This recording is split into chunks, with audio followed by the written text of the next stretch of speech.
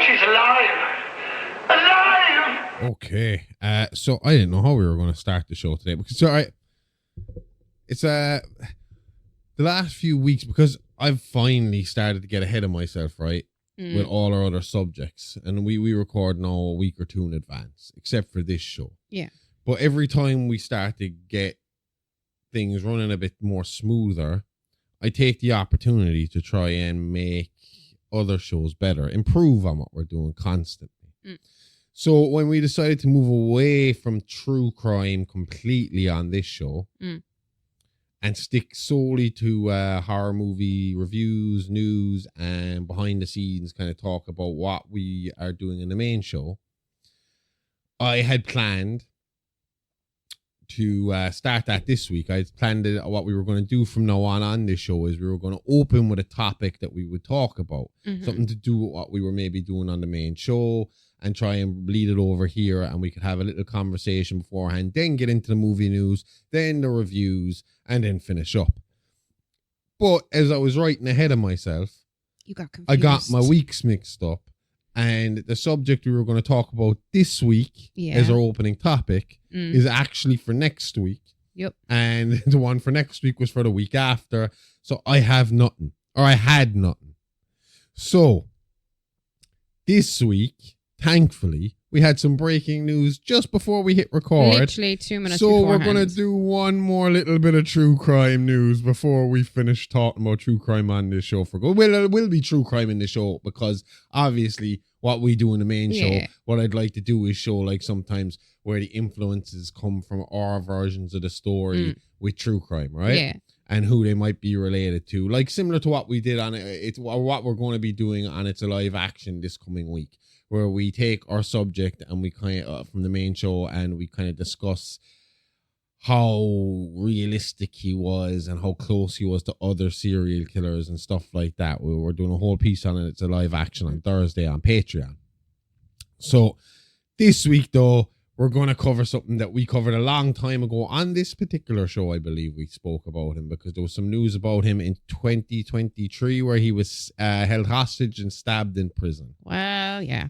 Everybody rejoice. Ian Watkins is dead. Yep. And it's okay to be happy about it. In fact, it's encouraged to be happy about this scumbag being dead. For those of you who do not recognize the name Ian Watkins, he is the lead singer, was the lead singer of The Lost Prophets, and is a big old dirty pedo. Not just a pedo. I wouldn't even get. I think pedophile is too fucking. Well, he had animal images and all on his phone, like. But even pedophile is like, it feels like too low of a distinction of what he did. I feel like it's like a different level. Babies, like it was awful. But he's dead. He's been killed in prison. So I'm gonna read from this is on the mirror.co.uk, and the only reason I'm using the Mirror for this is Sky News are being very diplomatic about it. And they're only giving a short snippet of what the kind of statement they've given. There is no need to be diplomatic about this kind of a person. I want I want to hear all the grisly details. There isn't much about how he was the killing in general at the moment, but there's just information about him, so we can actually talk about what not everything he did, but just the impact of what he was. Okay. So, from the mirror.co.uk.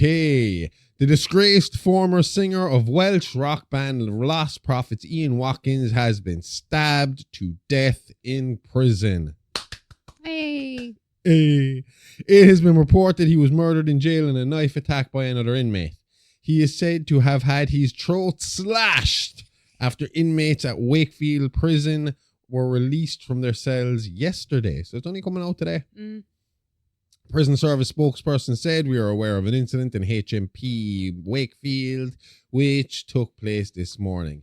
That's His Majesty's prison, isn't it? His Majesty's HMP. Oh yeah, His Majesty's prison.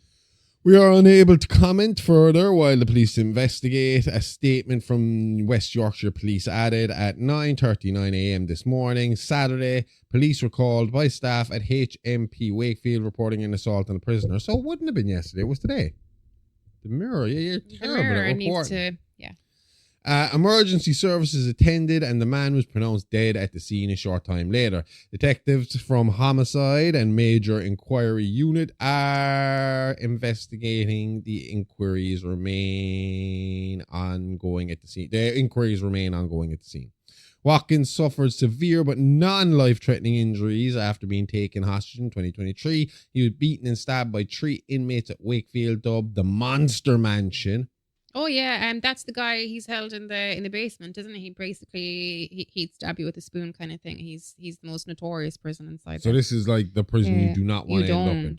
No, what's his name in there? Good old Charles. Charles Bronson? I think so. Wasn't that where he was? Don't know. In 2013, the Welsh native, 48, pled guilty at Cardiff Crown Court to 13 child sex offences. He also admitted to rape and sexual assault of a child who was under the age of 13. And what's worse was he was still doing this in prison. Mm-hmm. He had groupies who were still willing to bring him all this nasty stuff to prison. Yep. Charles Bronson was there. Watkins also admitted conspiring to rape a child, 3 counts of sexual assault involving a child, 7 involving taking, making, or possessing indecent images of children, and 1 of possessing an extreme pornographic image, including a sex act on an animal. Yep. Sentencing Mr. Justice Royce said the case broke new ground and plunged into new depths of depravity. He said Watkins had a corrupting influence and had shown a complete lack of remorse. He added Watkins posed a significant risk to the public, in particular to women with young children. Yep. The musician was later handed an extra 10 months after he was discovered to have a mobile phone in his possession while behind bars. Initially, he denied having a 3-inch G-Star phone in his cell. As the verdict was read out, Watkins claimed that known murderers in the prison told him to keep an eye on the phone after chucking it on his bed. Okay. Tough shit, dickhead. Yeah.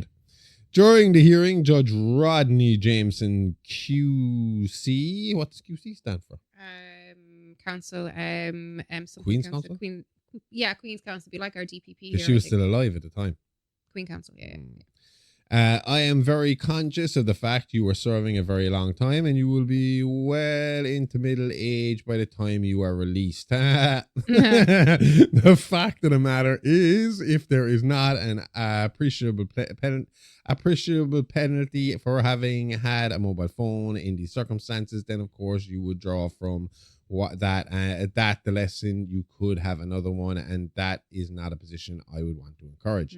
Speaking about possible repercussions, he said, chances are someone would sneak up behind me and cut my throat. It's not like one-on-one stuff like that. You don't see it coming. When he had the phone, apparently he paid a Liverpool gang member £1,000 for access to the phone, but when he was caught with the phone, then that cost went up to £5,000 because obviously he wasn't careful enough. So like, oh, if we're going to trust you, yeah. And then after the stabbing, he used to basically pay. He would spend his time buying both protection and friendships from other inmates through bank transfers then from his inmates' families and associates. Because this prison apparently has high-level gangsters, drug importers, and organised crime guys who would take the money off of Watkins for his safety. Oh, yeah. Yeah, it's a notorious prison. It held a lot of IRA prisoners. It held Harold Shipman, you name it. He spent thousands on protection. The recent stabbing was a reminder that he needed to pay. He took an amount of spice off a prisoner with a prison value of 150, but because it was Watkins, he was told he owed 900. He was high and refused to pay. Therefore, he was stabbed in the side by a sharpened toilet brush to let him know, yeah, you do gotta pay, dickhead. Dirty. I didn't know you could get spice anymore.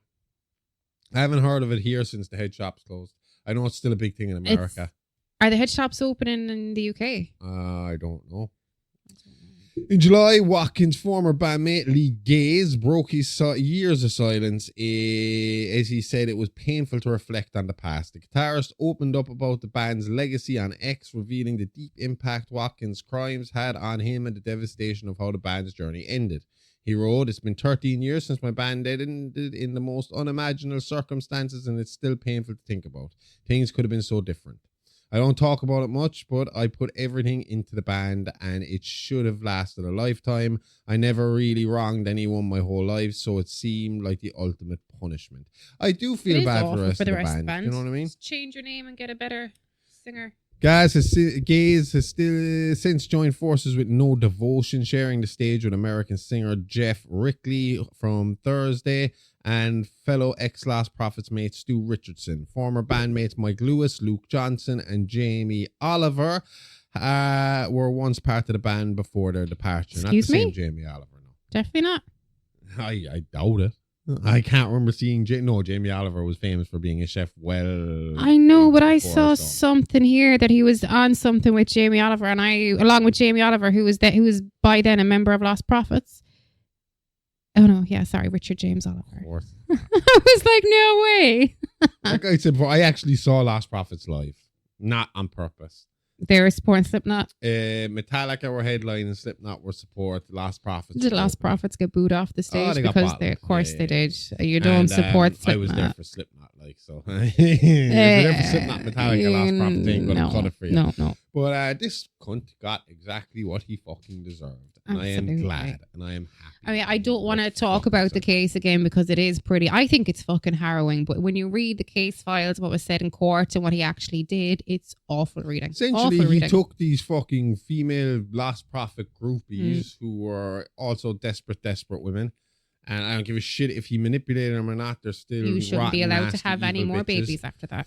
And he convinced them to basically let him do dirty stuff to their children, or at least watch as they did fucked up stuff to their children on video camera and pictures. And Yeah. I am happy he is dead. Rotten fucking pieces, you dirty fucking scummy bastard. I hope no one even claims your body. I hope they fucking get rid of you. Into an unmarked grave in the police prison grounds. And that's the end of that. We never have to talk about this scumbag piece of shit again. No. Awesome. Now on to a killer who is awesome and that I love. And that's short news. We're going to jump into the news. This is probably going to be a little bit of a shorter episode today because I fucked up with my intro. Nothing to talk about as a topic at the start. But from next week on, this show is going to be bumped up a little bit with a little bit more discussion at the start. I got a good one for next week. I'm ready to go. I was looking forward to doing it this week, but we'll do it next week. So anyway, news. Dexter Resurrection has officially been renewed for season 2. Now I know we all knew this was coming. I mean, but we thought Original Sin was coming too with season 2 when they fucked us on that one. But this had to come. I mean, it was too good. You could not follow that on, even with you've left a bit of a hook, a bit of an unfinished storyline for our next season. Getting away. Yeah. But see, I could see that as being almost like an opening scene to the next season. Oh yeah, he goes in and he scalps him as well. Is what I hands on Al, and then we crack on with the storyline that goes forward. You know. Yeah. I would really like that. I think the most likely thing for Dexter is to get a job in that school that Harrison is going to go to. Oh, as a professor. Police school, yeah, he's going to be a forensics specialist teacher, I reckon. Yeah. I think that's where they're going to go with that. Yeah. And I feel like even though you finished off that little storyline with the New York Ripper for the cop, the funny cop who likes her disco music. Yeah. I feel like that story isn't over either, and I feel like her and Dexter, there's going to be a bit of a back and forth there. I think maybe she'll go to him. She might start trusting him now because he helped with that case, that she might start going to him for advice. But eventually, I think when Resurrection does eventually end up finishing, I think when you get to the end of this version of Dexter, Michael C. Hall is going to be too old for them to continue on with another. There won't be another sequel after this. This has to kind of finish it up with him. So I think no matter what way Resurrection ends, it'll be the end. So I think the best thing you could do is build a rapport between the two of them. Have them to hook the up. point They'd be a good where couple. she eventually nails him. Or teams up with him. There's that side of it too. She could agree with what he's doing. We haven't seen that yet. She's just we haven't that seen a she cop comes agree across with as him that yet. kind of a person, like, you know, that kind of way. And But they're she both doesn't. kind of She's like very procedure. She's very on the nose, isn't she? she's procedure and on the nose. But I mean, like, if he can get away with clearing the streets a tiny bit, I don't know. We're just gonna have to wait and see. Michael C. Hall himself announced it, and he also what was I gonna say? He announced it. Oh yeah, and he announced that the writers' room is now open and they're cracking on with it. Yeah. But don't expect to see it the same time next year. It could be late 2026, early 2027 before we see this new season. Okay. Unfortunately. It's still not that long, really, in the world of TV. Yeah, but it would have been a whole lot easier if we had that like buffer of original sin in between, where you had original sin. But they got rid of original sin. A couple of weeks or a couple of months, then you'd have fucking Resurrection. And a couple of months, you'd have another original sin. And I was kind of looking forward to seeing that backstory, seeing a little more of Brian's backstory. Yeah. About what was going on there. And on top of that, unfortunately, when they got rid of original sin, they also decided to shelf the idea of the young Trinity killer. Oh, that's disappointing. So we're not going to get that one back either, which was another one that would have been interesting. Even as a mini series, that would be interesting. Yeah. I think that's what I would look at, because I don't think you can go very far with the Trinity. You can't go multiple seasons on a Trinity killer. You can see his upbringing and what caused it, but eventually, I mean, that's gonna, when you're covering a bad guy, you can only go so far. Yeah.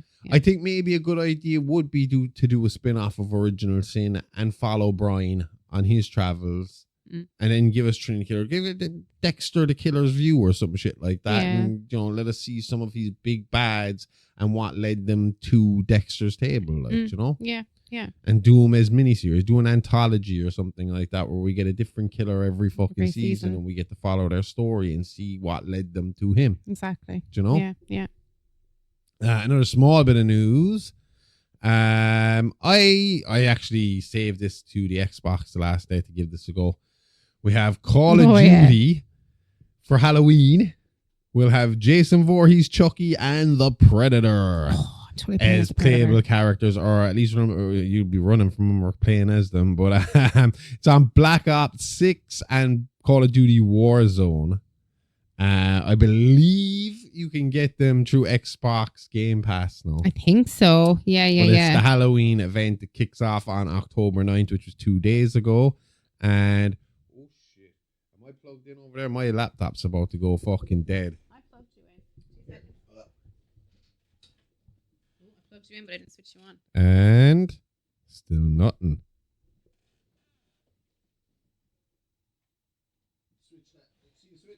That's it. And we're alive! Mine started charging as well. I didn't notice that. If I hadn't noticed that, we could have been in big trouble there. Anyway, so you can go check that out now, and I think that'd be fun. And the people who now have the rights to the Jason Voorhees universe, I don't know what they're fucking calling it. Yeah, Jason universe, have said he's going to start showing up in stranger places, like strange places, to start promoting them.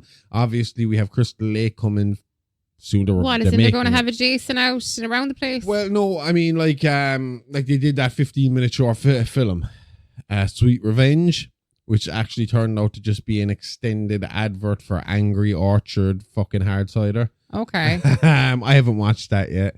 But and then again, obviously, if Crystal Lake is coming, he's going to be in this video game. They're developing Got Milk ads. Huh? That'd be cool on the Got Milk ads. Yeah.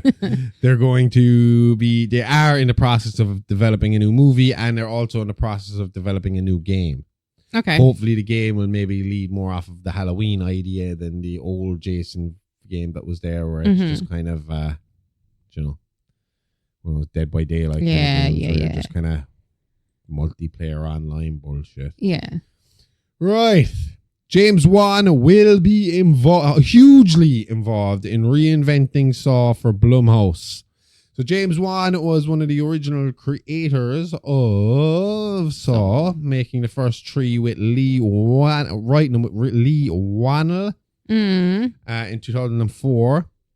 To be fair, when Saw first came out, it was kind of groundbreaking. Oh, yeah. I mean, I know you got that kind of thing of torture porn, but Saw had that cool backstory going on the whole fucking time, where you kind of wanted to see what was going on with fucking, the Jigsaw Killer and what was, what's his name again? I can't fucking think of it. This is every time we sit down, I just blank on fucking names, because I've talked about covering this guy on the main show more fucking times than I can fucking count. I want to say Toby. Is that not what he calls the doll? Maybe that's what he calls the doll. 2 seconds. I'm nearly there. Hang on. Tobin Bell, you were close. Knew it. I fucking knew it. Tobin Bell. Fucking close. Jesus. Tobin Bell. I love the backstory with Tobin Bell and the kind of how the snippets. Because I said it to you, I was like, when we decide to cover Saw, that it'll just be me taking all those backstory clips of Tobin Bell and stitching them together. Oh yeah. And then we'll go from there. What's going to happen here now is what happened here was James Wan's Atomic Monster production company has merged with Blumhouse, who now own the rights to Saw, because they picked them up when Twisted Pictures. So do they own The Conjuring now as well? No, the thing about it is that's the other side of it. James Wan might be walking away from the Conjuring universe. He's not. There's a weird situation happening there where they don't know if he's going to stay on with it, if it's being dropped, if this really is the end of the Conjuring. But there's been some disagreements between him and Twisted Pictures. About Saw. So they lost Saw. It's gone to Blumhouse. Blumhouse being with Atomic Monster means James Wan is going to be back and hugely involved. So I'm wondering, do we get a scenario where 1, 2, and 3 stays canon and everything else gets wiped off the table and they go from there? Okay. Or do we get a full-on reboot and they start from scratch again? I think looking at trends lately, that doesn't seem to be the way movies are going anymore with the starting from scratch, the reboot. Let's go from day one. Yeah. They usually will take like 1 or 2 movies, and like Halloween, we got that's because 1 and 2 are usually the best. You know, that kind of way. There's the most to build on, kind of thing. So I would assume if he was involved with 1, 2, and 3, that and to be fair, the first 3 are probably the best anyway. Oh yeah. So I would assume the idea would be to go from 3 and continue on the story from there, and at least then you can bring Tobin Bell back and start talking from there. Which one does he die in? 3 or 4? 3, I think. I'm pretty sure it's 3. 3 was the first one I ever saw. I didn't start at 1 at all. And then you have to go for I'm not too sure. Like I said, we keep getting as far as about 4 or 5 and then dropping off and not coming back. Yeah. I would assume at this one. I still have to see the last Saw. It was supposed to be really, really fucking good. We didn't see the last Saw. We saw Spiral. I didn't see the last Saw.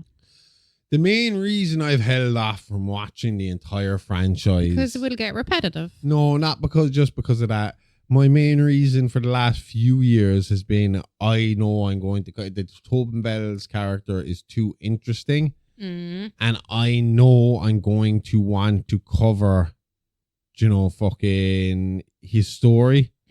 So I've been kind of waiting for him to kind of say, well, Tobin Bell's done now and we're putting a pin on it and we're going to go in a different direction, so that I could kind of sit down and watch them all, because I wasn't going to sit there and watch fucking 10 movies of the same thing repetitively without a goal in mind, So I don't know. I gotta wait and see what happens before I'm going to. So I would assume before they reboot it, I'll go back and I'll watch everything. Okay. Yeah.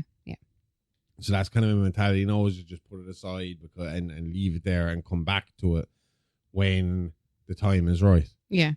And do it as a kind of multi-part series, because it will be a very big story to tell. And so I've been kind of thinking about that a lot lately as well too. I've been back and forth with this in my own mind, and it's just because of the way I've done things in the last maybe month or 2.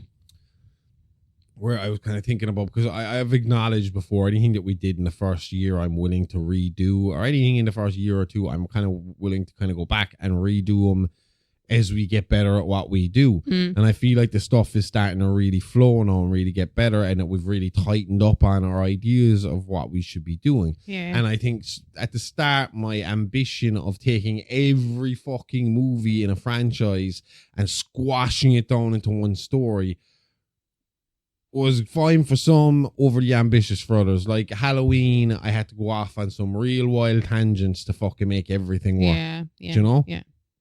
Whereas now I'm thinking maybe I should just take sequels instead of an entire franchise, and we can explore different timelines. Like if I was to do Halloween again, I would do what is canon in Halloween now, and I'd do Halloween 70s, Halloween 18, Halloween 2018, Halloween Kills and Ends, and do that as one story. Okay.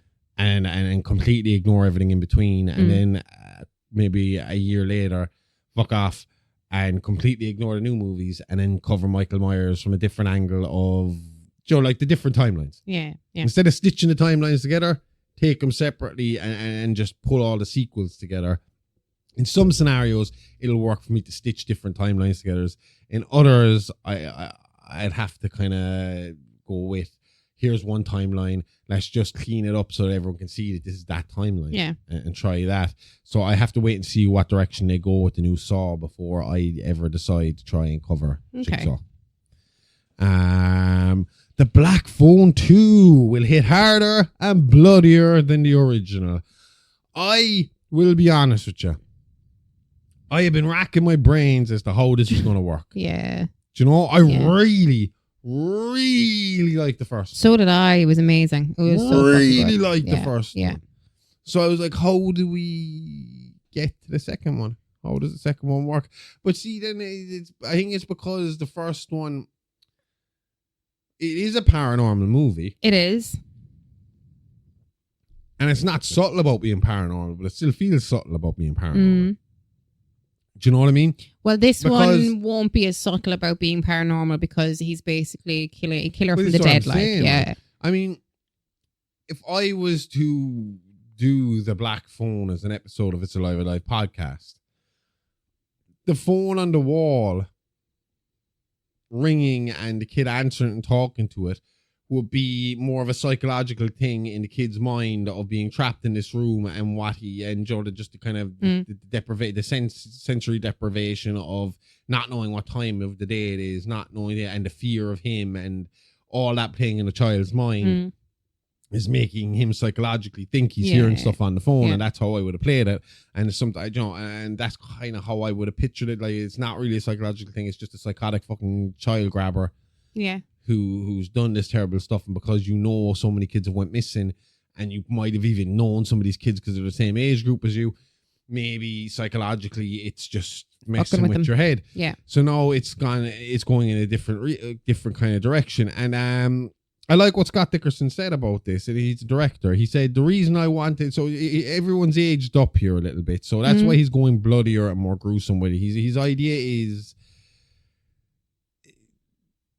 he wanted to do this as a high school movie so that there was more interesting emotional stakes. It requires a different tone than a middle school coming of age supernatural movie. You just invariably are going to need to be more violent and more aggressive and maybe more shocking to escalate aspects of the movie beyond the first movie. Okay. Because a good portion of the audience, the teenagers who grew up really loving Black Phone, they're older now. Yeah. They're the kids who paid to see Terrifier, so there's certainly more intensity and more gore. We were rated R, and one of the things we were rated R for was gore. There's no gore in the first movie at all. Okay. So it's interesting, you know? Yeah. Dickerson continued, the change that you go through between middle school and high school may be one of the biggest, most dramatic changes you could go through in your lifetime. And I was really interested in who these characters have become, having gone through something so extraordinary. I didn't want to intensify the violence and horror to be more edgy. I was interested in being more mature, going deeper into the emotions of these characters and trying to make a movie that worked as a pair. So the official synopsis for The Black Phone 2. The Grabber, played by Hawk, seeks vengeance on Finn, seeks vengeance on Finn from beyond the grave by menacing Finn's younger sister Gwen. As Finn, now 17, struggles with life after his captivity, the headstrong 15-year-old Gwen begins receiving calls in her dreams from a black phone and seeing disturbing visions of 3 boys being stalked at a winter camp known as Alpine Lake. Determined to solve the mystery and to end the torment for both her and her brother, Gwen persuades Finn to visit the camp during the winter storm. There, she uncovers a shattering intersection between the grabber and her own family's history. Together, she and Finn must confront the killer who has grown more powerful in death and more significant to them than either could imagine. And that is out next week. Yay. It's the cinemas Thursday. October 17th. Friday? Next Friday. I am looking forward to seeing this. And since reading this synopsis, I'm even more pumped for it now. I just couldn't kind of figure out where they were How going they were with going to do it? Yeah. You know? Yeah. I mean, it's starting to look like the grabber might be another one of these icons that are going to be there. Oh, for well, a the long mask period. helps. It does. The mask makes a difference. Yeah. And that's a cool mask. And from what I hear, whereas the mask and the last time was a set mask, he's going to have the mask is going to change. You know, it's going to have expression when he's. But he could do that the last time. Could he? He changed his mask. I think it actually showed him visibly changing the mask. Well, I in, would like assume the in this happy case mask. it Do you know might the be drama removed. masks? The happy mask and the sad mask. I think that's the two different that he had. Yeah. Unless now this is a thing of the mask can change while it's on him because he's dead now and obviously it doesn't play by normal physical rules. That will be cool. Mm-hmm. We will find out. Last bit of news. Here's more like a little update. We talked about there's an Amityville reimagining coming from David F. Sandberg. Basically, the only thing here that he said is that he wants to make it like a proper classical kind of fucking horror, classic horror, haunted, supernatural kind of style. The thing about the Amityville, the original Amityvilles, is they do have that.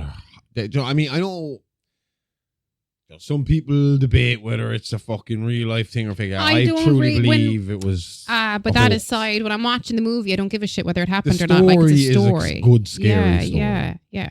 I am looking forward to seeing how they play this up. I mean, last time it was done was the early 2000s with Ryan Reynolds. Ryan Reynolds wasn't bad. He wasn't bad. My first experience of the Amityville horror was the Ryan Reynolds movie. This guy has also made Annabelle Creation, Shazam, and Shazam Fury of the Gods. I wouldn't be putting that in my fucking... I enjoyed Shazam. I've just never seen Fury of the Gods. Until Dawn, which we still have to see.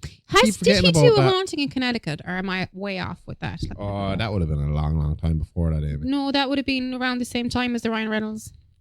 New one. I just mean for a director. Yeah. It would have been a long time. I don't think he's been around that long. That's the early 2000s.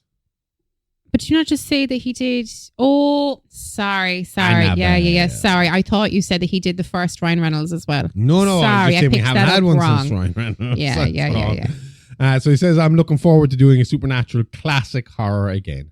Until Dawn was quite different and was more gore and craziness. Really looking forward to doing more of the suspenseful supernatural horror. He also said that he would like to eventually do some sort of a space horror project like Event Horizon, but isn't looking to get involved in any specific IPs, although RoboCop would be cool, he said. Okay. Yeah. So, I'm looking forward to seeing that. We have Conjuring Last Rites to watch as well soon, which is be fun. He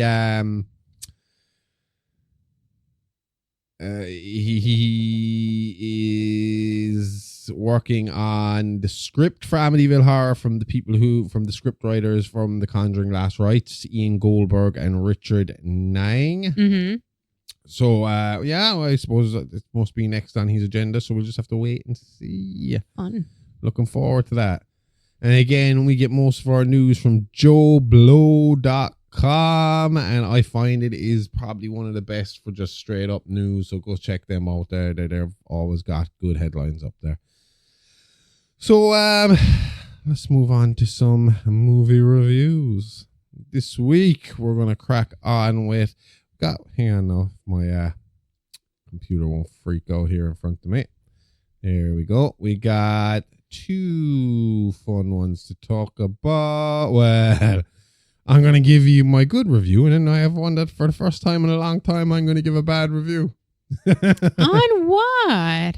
Huh?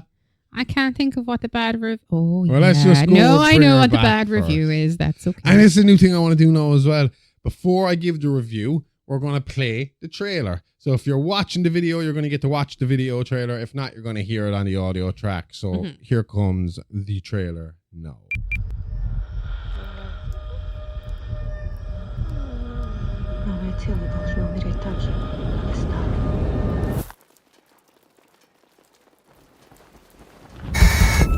How did you cope with Yati being gone? I didn't.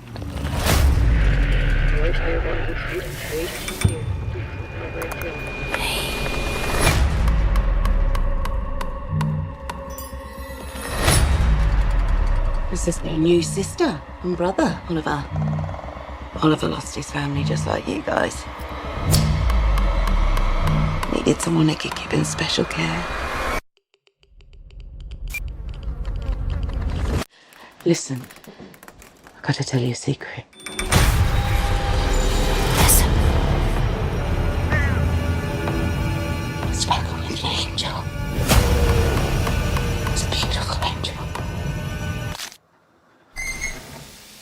It does beautiful things. Listen.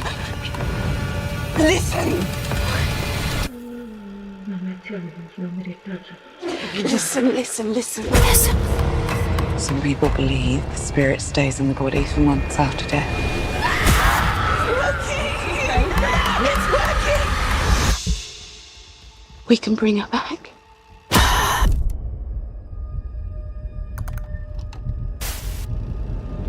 Listen. Okay, so bring her back. From its opening scenes, Bring Her Back plunges the viewer into a slow burn nightmare. The tension is expertly ratcheted up, not by cheap jump scares, but through a careful orchestration of silence, unsettling sound design, and a sense of dread that pervades every frame. Mundane sounds, creaking floorboards, dripping water, lock turning, are given weight. The quiet moments feel dangerous. Once the horror begins in earnest, it does not pull its punches. The gore here is visceral, gruesome, and very practical. There are scenes, particularly one infamous knife and mouth sequence, where the Philippine brothers make you squirm, physically recoil, maybe even close your eyes for a second. But what is striking is how rarely the violence feels gratuitous. It's almost as if the physical violence is a manifestation of emotional wounds. Sally Hawkins is a standout as Laura, the foster mother whose grief and unraveling becomes the beating heart of the film. She plays warmth and menace in close proximity, her hospitality turning sinister, her sorrow becoming dangerous. The child actors, Sora Wong as Piper and Jonah Wren Phillips as Ollie, add real weight. Their vulnerability, and especially Ollie's mute, ominous presence, amplifies the horror. The narrative is messier than Talk to Me, which is tighter in its storytelling and cleaner in its supernatural rules. Bring Her Back sometimes feels like a collage of horror ideas, cult rituals, family trauma, supernatural overtones, and psychological abuse all vying for attention. That said, when it works, it hits extremely hard. The Philippines seem more ambitious here, pushing into darker, grimmer territory than they did in Talk to Me. Ultimately, Bring Her Back is another major win for the Philippou brothers. If Talk to Me announced them as major new voices in horror, visions of grief, possession, teenage recklessness, Bring Her Back confirms that they're growing in boldness, willing to lean into discomfort and emotional intensity. It may be too much for some, and its narrative looseness means the payoff doesn't land perfectly in every tread. But for those who want horror that isn't just about scares, but about dread and guilt, about family brokenness, it delivers. No, I mean, straight off the bat, you're looking at positives. The The strong, unsettling performance by Sally Hawkins is just... Sally Hawkins is a fantastic actress. She has never ever been in a bad movie. What else is Anything she she's in? been I in, don't she's been recognise Happy her. Go Lucky. She was in Shape of Water. She's an English actress, but she's just she would be one of my favorites. Like she would be when she gets a bit older, she's going to be seen as an English legend like Judi Dench and Maggie Smith. I loved the way she was able to make me hate her and feel extremely sorry for her at the exact same time. Yeah. You know, I knew instantly she was the bad guy, Mm-hmm. but the way it's explained throughout, you understand why she's the bad guy. Why she's the bad guy, yeah, but you also feel sorry for her. Why I'm she's torn, like gotten to that point, Yeah. what it is. And it's child grief, grief of losing a child is massive. I mean, that could do anything to the strongest person. It would turn Well, like you would never ever be the same after Well, it. yeah, fully admitted that before. I was like, the worst part about having a child is the worry that one of them, you'll outlive them. And that worry doesn't ever go. Like, once you become a Because parent, that worry is there for life. And if something happens to them, and unfortunately something That's your does life. happen, your life's pretty much over as well. You know, because you're never going to be happy again.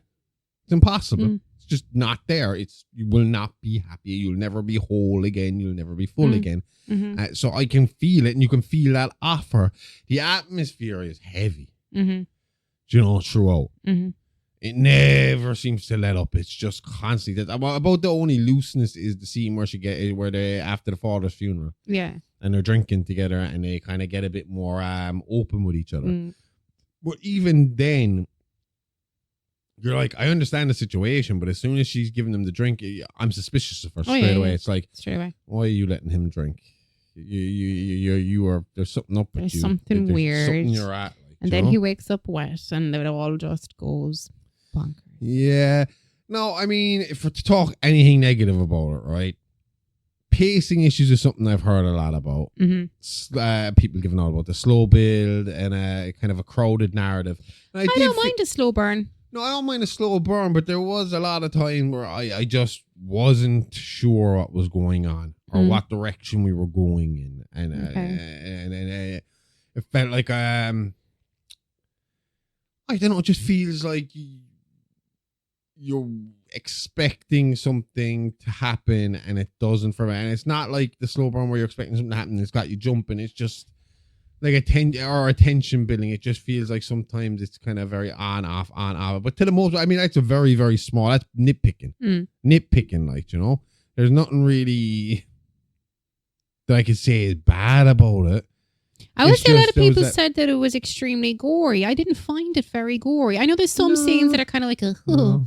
but I mean, somebody could get a paper cut up close and you'd be like, do you know what I mean? Yeah. It's just a thought. There's The nothing very like, worst is the kid with the knife. that's it. But even at that, like, I mean, you kind of go, That was "Ugh," pretty but it's intense. not like ridiculously gory. I saw a lot of people overreacting online with their comments about the level of gore in it.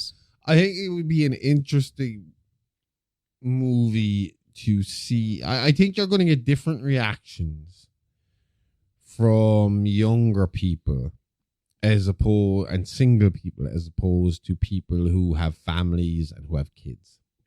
Yeah. I think this is a more horrific and scary movie for parents than it is. Parents or maybe kids in a rough environment than it is for your average typical person. Kids in a foster family. Do you know what I mean? Yeah, I don't think this would hold the interest of an average teenager. No. But I think parents who understand, like what we were just talking about, the fear of loss of your child or the fucking trauma it will bring on to lose a child and the constant panic of their safety and are they okay? Yeah. I think that really is where the horror fucking pushes right through to people like you or me. Yeah. Do you know? Yeah. I loved it though. I can't wait to see what they have next lined up. Well, actually, I know what they have lined up next. I'm definitely going to watch that. They're doing a documentary about deathmatch wrestling. Oh, cool. And Okay. I think I saw a clip generally. I think it was real. One of them is actually more. I can't remember which one of the brothers is actually more kind of more his project than the other. But I saw a clip of someone going off of it looked like a scaffolding match. It was in Mexico, and then he went off right into a pane of glass or multiple panes of glass. And the caption said it was him going through the glass. So I think he might actually perform in a death match. No. Death match wrestling is really fucking interesting. It's hotly debated in the professional wrestling world as to where it lands in professional wrestling. People who love death match wrestling love death match wrestling and see it as a form of art within the art of professional wrestling. Professional wrestlers who are more about the pure old school wrestling see it as cheap garbage, shock effect. It's like the difference between someone fucking a horror fan who loves Art the Clown and hates Art the Clown. Yeah. Okay. You know, so some of them will ignore the story that goes into telling this gore fest, and other people and say it's just cheap tricks to keep you fucking watching for the gore fest, and other people, and then they'll be like, well, the Texas Chainsaw Massacre, that's the real fucking deal. And you got people like me who's like, Texas Chainsaw Massacre is excellent. Terrifier, that's also excellent. Yeah. Mash it all up, I'll watch it all, it's great. Yeah. Death match, I with death match wrestling, I can be on the fence sometimes.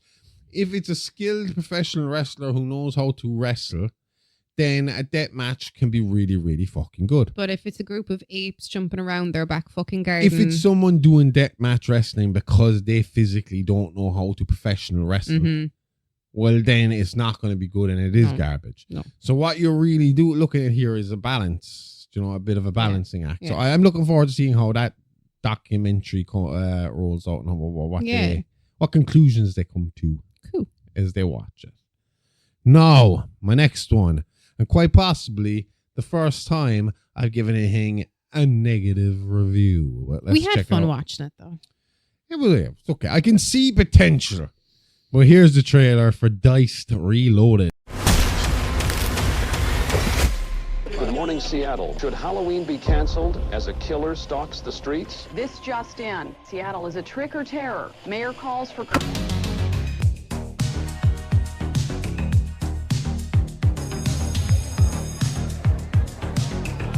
Did you guys hear about that murder last night? Some poor guy was stabbed like 100 times. Does this happen around here? Literally over by Martha Lake.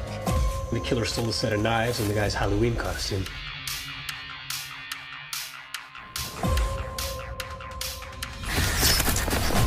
We released the wrong patient. He's a deranged serial killer. He believes he's a kid and he finds joy in killing. Diced up his parents' body parts and played with them like they were pieces in a board game. Get a load of the guy that just walked in.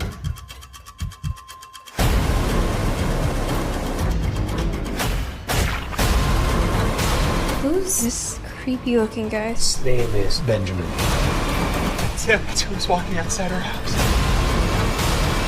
Please let me go!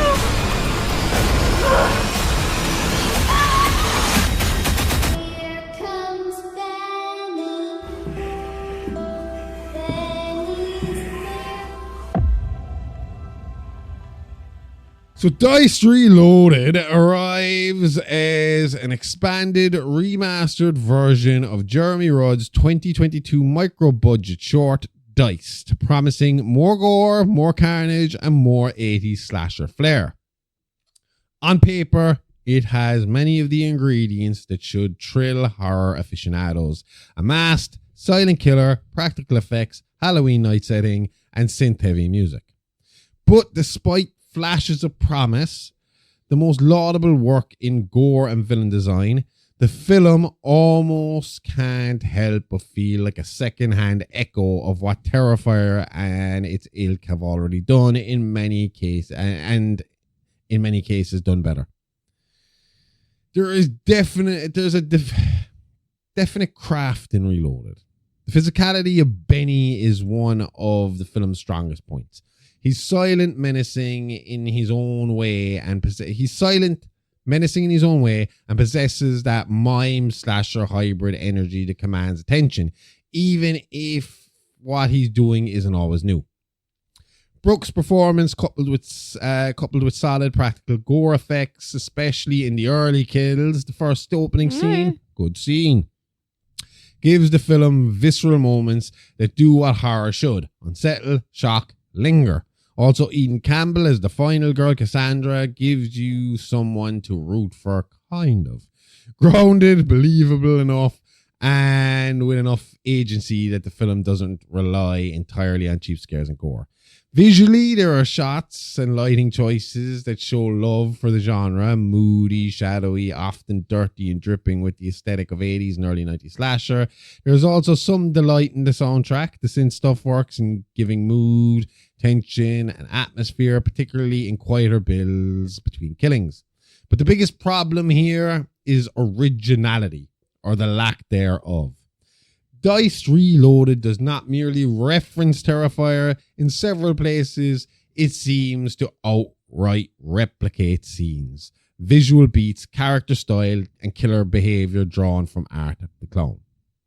Benny's look, silent, heavy makeup, clown, scarecrow, high mask hybrid. His mannerisms, the pacing of some kills, even the comedic or grotesque tension in quieter killer stepping up close to provoke moments. These feel lifted more than inspired.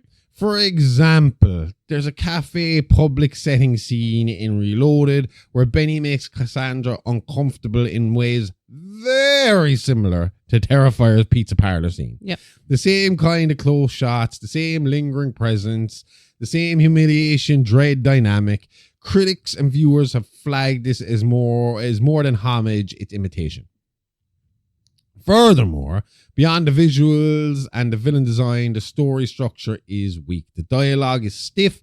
Characters, apart from Cassandra and Benny, are thinly sketched, and a lot of scenes feel like filler to get from kill to kill rather than building towards a satisfying climax.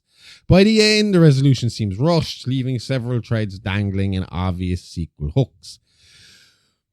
Period details are often superficial. Costumes, set, dressing, lighting, sometimes good, but other times sloppy or inconsistent. The film wants to live in 1980s Seattle, but often feels more like modern day with retro filters. If you're a hardcore slasher fan, someone who loves gore, enjoys the grindhouse aesthetic, and doesn't mind the derivative, then the Dice Reloaded has enough to chew on. Benny's presence, the effect that can be gruesome and inventive, and Eden Campbell gives you a reason to care. But if you want originality, narrative depth, or a villain who is more than a ghost of another bigger, bolder character, then this one will frustrate. It's too indebted to Terrifier and Art the Clown in look and beat to feel like a standalone. The story needs a lot more polish, tighter writing, more fleshed out characters, less imitation, more innovation. Some thrills, some chills, but too much of a copy or near copy to feel like its own monster. If Rudd hones these areas next time, gives us a killer with a more unique persona, builds more suspense around what actually matters, and trusts in the silence or dread instead of spectacle alone, there could be something here. Until then, Reloaded is fun for fans, but also frustrating for anyone craving more than gore. Well, I think you hit the nail on the head there. I mean, the final nail in the coffin for me thinking, oh yeah, it's just kind of inspired by Terrifier, was when the line, oh, you should put a jacket on, honey, which that whole scene was just lifted. Even that line itself, the dialogue was lifted. Do you know that kind of way? And it's like, oh my God. If you can't imagine, write a scene that it was just so simple. Why reuse exactly what was said? It's a fucking jacket, like and it's a coat. It's Jesus. A bow and arrow, isn't it? Outside of that, right? The final girl has one dead parent, one living parent, and a brother with glasses who's constantly in and out. The best performance in that whole movie was the brother coming in and finding the father dead, and he bawled his eyes out onto ringing for paramedics and police and all that stuff. And I was like, this fucking, he's acting his balls off here. But my God, that nurse, Jesus.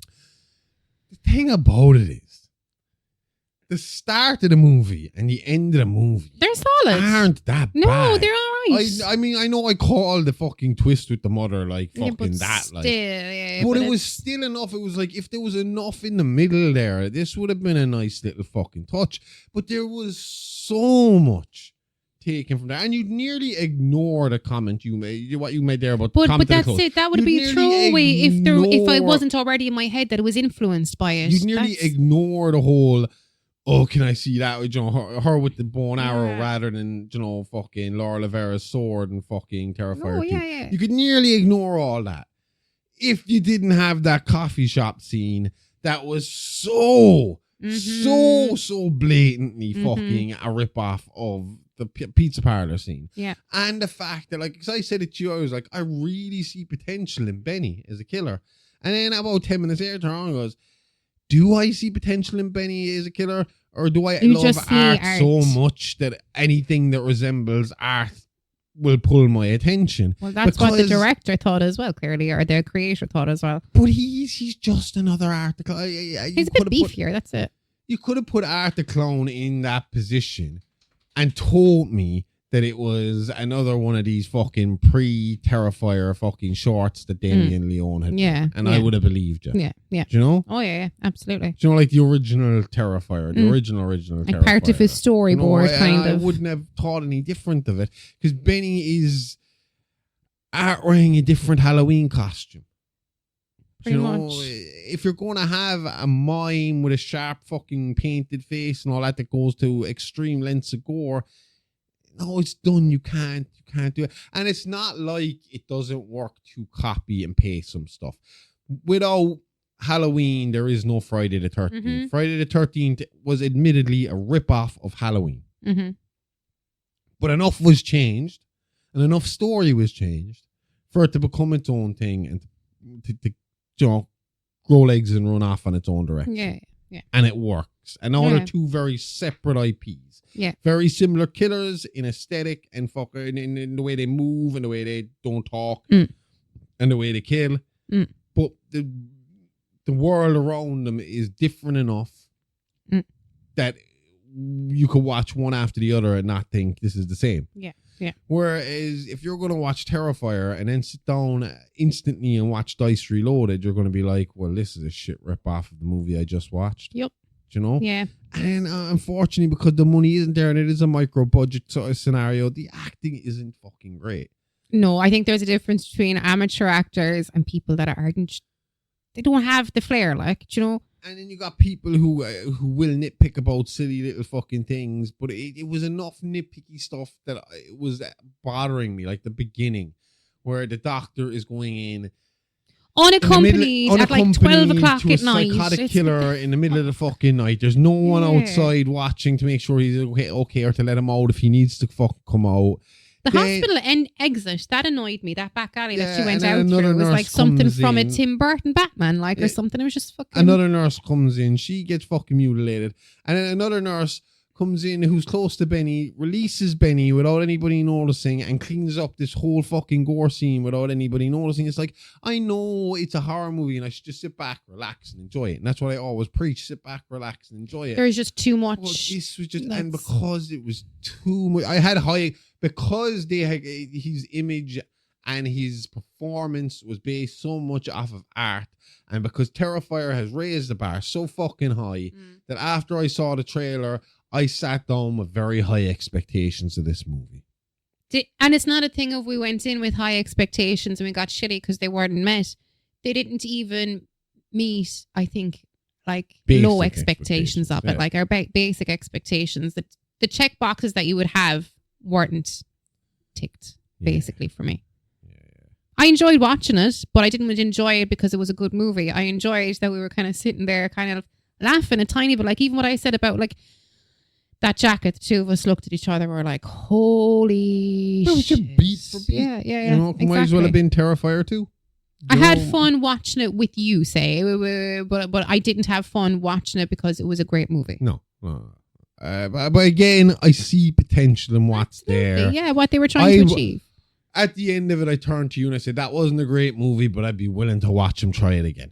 I was like, when the second one comes out, I'm willing to sit down and watch Dice 2 and see what happens. Yes. Do you know? Yeah. And then that'll kind of decide where I go from there. Do you know? Yep. I got to stop announcing halfway through the shows that we're going to have a shorter show than usual, because we're hitting towards that hour again and we're actually finishing up now. So... fuck? Because you love talking. Joking. I love do. So this week, we got the next couple of weeks, we got some big subjects coming up. If you want to check out, we dropped Brain Scan Part 2 this week. We did. It came out on Wednesday. The video is on Spotify. If you're watching this on Spotify, right underneath this episode. Yes. If you're watching it on Patreon, right underneath this episode. If you're watching it anywhere else or listening anywhere else, right underneath this episode, because you can only watch us on Spotify and Patreon at the moment.